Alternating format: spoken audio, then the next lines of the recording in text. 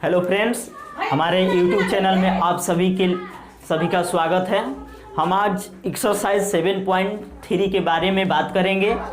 हमारे NCERT book जो है, जो बिहार बोर्ड से संबंधित है, उसमें एक्सरसाइज 7.3 का जितने भी क्वेश्चन हैं एग्जाम की दृष्टि से VVI क्वेश्चन है। जैसे फर्स्ट क्वेश्चन में आप लोग देख रहे हैं, हमारे बोर्ड पर दिखाई दे रहा है कि त्रिभुज का क्षेत्रफल हमें प्राप्त करना है। इसमें 3 शीर्ष दिया गया है। त्रिभुज में 3 शीर्ष होते हैं, ठीक ना। और 3 शीर्ष जो दिया गया उसका क्षेत्रफल प्राप्त करना है। इसी तरह और अगला क्वेश्चन जो आपको मिलेंगे वो सब VVI होंगे, ठीक है। तो आइए हम इस सबको सलूशन करते हैं। क्वेश्चन है, उस त्रिभुज का क्षेत्रफल ज्ञात कीजिए जिसके शीर्ष निम्नलिखित हैं। यहाँ 3 शीर्ष दिया गया है। कितने शीर्ष दिया गया? 3 शीर्ष दिया गया है, ठीक ना। हम फर्स्ट क्वेश्चन को लेते हैं। पहला शीर्ष में है 2 3 -1 0 2 -4, ठीक है। ये 3 शीर्ष दिया गया। हम अपनी कॉपी में एक त्रिभुज बनाते हैं। आंख मूंदिए और त्रिभुज को खींच दीजिए। कोई ज़रूरी नहीं है कि हम जिस तरीका से बनाए हैं आप लोग भी उस तरीका से ही बनाइए। कोई अपने दिल खोलकर किसी तरीका से इस तरीका से बना दीजिए, ठीक ना। तो यहाँ केवल शीर्ष को दर्शाइए। जैसे A मान लिया गया, इसको B मान लिया गया, इसको C मान लिया गया, ठीक। यहाँ 2 3 है, A को 2 3 पर बैठा दीजिए, 2 3 को A पॉइंट पर बैठा दीजिए, ठीक है। अब B पॉइंट पर चलते हैं तो -1 0 और C पॉइंट को दर्शा देंगे 2 -4। देखिए 3 पॉइंट आप लोग के सामने दिखाई दे रहा है। 3 शीर्ष हैं। अब 3 शीर्ष का निर्देशांक दिया गया है। अब इसमें हम प्राप्त करते हैं x1 x2 y1 y2 और x1 x3 y3, इस सबको प्राप्त कर लेते हैं। कैसे? तो ये जो हुआ हमारा x1 का वैल्यू प्राप्त है, इसको हम x2 बोलते हैं और इसको x3 बोलते हैं, ठीक है। अब यहाँ हम y1 y2 और इसको y3 लिखेंगे, ठीक। हम अपने कॉपी में इस तरीका से भी लिख सकते हैं। कितने स्टूडेंट? x1 बराबर 2, x2 बराबर -1, x3 बराबर 2, ठीक है। y1 बराबर 3, y2 बराबर 0, y3 बराबर -4।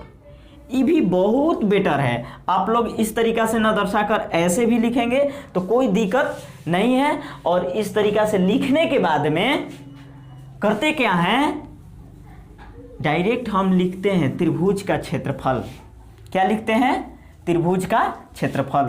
क्योंकि हमें त्रिभुज का क्षेत्रफल ज्ञात करना है। इसमें कोई झंझट वाली चीज़ नहीं है, कोई इसमें रुकावट पैदा नहीं हो रहा है। रुकावट कहाँ पैदा होगा? जब आपको इसका क्षेत्रफल मालूम न हो। तो भैया आप लोगों को जो क्षेत्रफल आपको मालूम करनी है, हम इस पर लिख दे रहे हैं। आप लोग अपने कॉपी पर उसको नोट करके याद कर लीजिए। इसमें क्या दिक्कत है? कुछ दिक्कत नहीं है। अपने अंदर जो हॉबी है उसको जगाकर हमेशा रखिए, ताकि आप पढ़ने में आपका दिमाग बिल्कुल पॉजिटिव रहे, ठीक है। तो चलिए यहाँ लिखेंगे, चूंकि त्रिभुज का क्षेत्रफल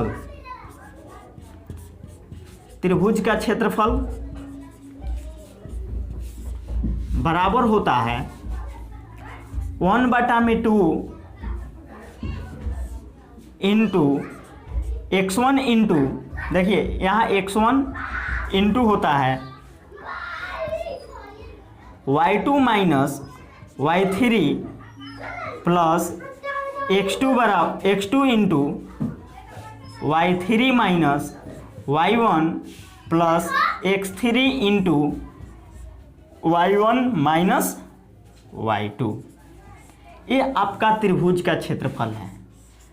अब इसी पर हमको क्या कर देना है, ये जितने भी मान दिया गया है इसको इस पर पुट कर देंगे, कोई दिक्कत नहीं होगा। 1/2 देखिए x1 का वैल्यू हमारा क्या है 2 है, 2 लगाते हैं। यहाँ जो छोटा कोष्टक है और x1 है इसके मध्य जो है इसके बीच में गुना का चिन्ह साइलेंट है, गुना का चिन्ह छिपा हुआ है, ठीक ना। इसके बाद छोटा कोष्टक है, छोटा कोष्टक लगाते हैं। y2 का वैल्यू खोजते हैं, तो चलिए y2 का वैल्यू इसमें प्राप्त करते हैं। यहाँ y1 है, y2 का वैल्यू आपका 0 है, यहाँ 0 लिखते हैं। माइनस y3 का वैल्यू इसमें खोजते चले जाएंगे, तो y3 का वैल्यू -4 है, तो -4 आ गया। इस तरीक़ा से देखिए आप लोग कभी भी जब कोई संख्या माइनस में हो और उसके पहले भी माइनस लगा हो, नहीं, यहाँ देखिए -4 हमारा y3 का वैल्यू है और इसके पहले माइनस लगा है, तो इसको हम क्या करते हैं, छोटा कोष्टक देकर इसको अलग कर लेते हैं। क्या करते हैं, छोटा कोष्टक से अलग कर देते हैं। इसके पहले जो छोटा कोष्टक था इसको हम क्या कर लेते हैं, मझौला कोष्टक लिखते हैं, ये मझला कोष्टक है, ठीक ना। प्लस का साइन है, प्लस दिया जाता है। x2 है, फिर x2 का वैल्यू आप प्राप्त किए रहेंगे। यहाँ देखिए x2 का वैल्यू हमारा माइनस में है, यहाँ भी माइनस लगा दिया गया। अब देखिए यहाँ प्लस और यहाँ माइनस, हम छोटा कोष्टक क्यों लगाएंगे कि 2 चिन्ह जो होते हैं एक साथ में रखने पर वो रूल नहीं है, एक साथ कभी भी इस तरीक़ा से नहीं लिखा जा सकता है, इसको अलग करना ही पड़ता है। इसलिए अलग करने के लिए उस दोनों चिन्ह वाले को एक को कोष्टक में रख लेते हैं, ठीक है। तो हम -1 को कोष्टक में रख लिए और y3 है। अब यहाँ देखिए ये y3 - y1 ये कोष्टक है, इसके पहले जो कोष्टक है उसको लिखते हैं, ठीक। y3 का वैल्यू हम खोजते हैं -4 हो गया, ये माइनस है, माइनस लगा दिया गया। y1 का वैल्यू हमारा कहाँ है, यहाँ है, 3 है, 3 लिख दिया गया। ये जितने भी मान हैं सबका मान ऊपर में दर्शाया गया है, उसमें से उठाकर आपको यहाँ रख देना है, ठीक है। कोष्टक क्लोज हो गया, इसके बाद प्लस का चिन्ह है, प्लस रखते हैं। x3 है, अब x3 का वैल्यू हम इसमें खोजेंगे। x3 का वैल्यू कहाँ आया, x1 x2 x3 का वैल्यू आपका 2 है, 2 रखते हैं। इसके बाद इंटू का चिन्ह लगाते हैं, गुना का चिन्ह लिखते हैं, y1 का वैल्यू खोजते हैं। y1 का वैल्यू कहाँ है, तो चलते हैं, तो y1 का वैल्यू हमारा 3 है, यहाँ 3 लिखते हैं। माइनस y2 है, y2 का वैल्यू लिख दिया जाए, तो y2 का वैल्यू 0 है, 0 लॉक और बड़े कोष्टक से क्लोज कर देते हैं, ठीक है। अब इसका हम सॉल्यूशन प्राप्त करते हैं, कैसे, तो 1/2 देखिए 2 इंटू, जब तक यहाँ मल्टीप्लाई है, किसी भी कोष्टक के बीच में अंदर में जितने भी संक्रियाएं होते हैं, चाहे वो जोड़ हो, घटाव हो या गुना हो या भागा हो, तो सबसे पहले हम कोष्टक के अंदर वाले के वर्क को पूरा करते हैं, ठीक है। तो चलिए इसमें देखिए कि ये मझौला कोष्टक है और ये मझौला कोष्टक के अंदर में कौन सा कोष्टक है, छोटा कोष्टक है, और छोटा कोष्टक के अंदर में -4 है, केवल क्या है, -4 है। तो चलिए इसको आप लोग शॉर्ट से कितना तरीका से अपने दिमाग में भी कुछ कैलकुलेशन को रखिए, क्योंकि आप लोग 10th क्लास के स्टूडेंट हैं, ठीक ना।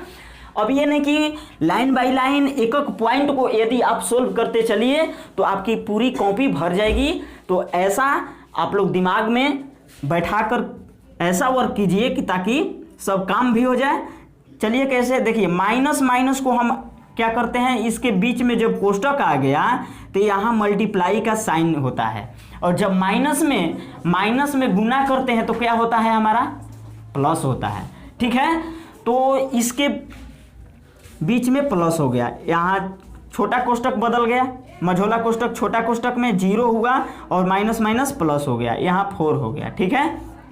इस तरीका से प्लस है, प्लस में माइनस में मल्टीप्लाई करेंगे तो क्या आएगा, माइनस आ जाएगा, ठीक ना, -1 हो गया।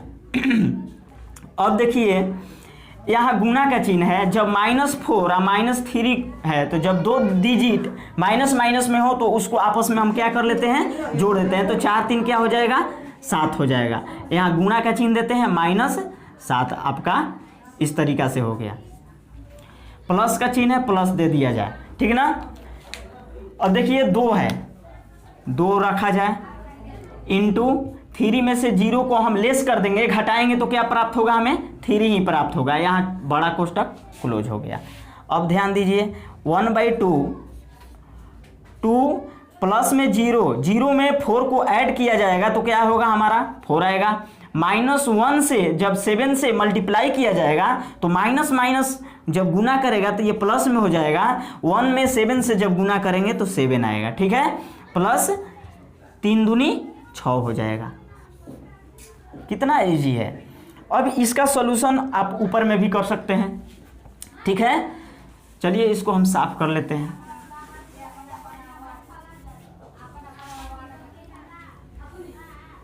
देखिए कैसे, 1/2 इंटू 4 दूनी 8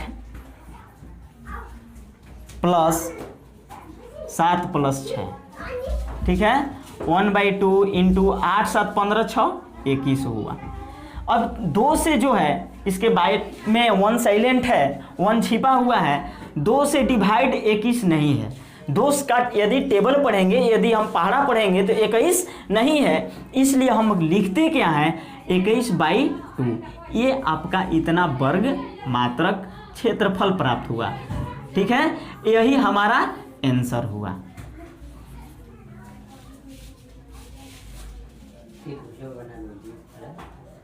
ठीक ना। इस त्रिभुज का आप लोगों का क्षेत्रफल प्राप्त हो गया। इस तरीका से हम क्वेश्चन नंबर 2 को भी सोल्व करते हैं।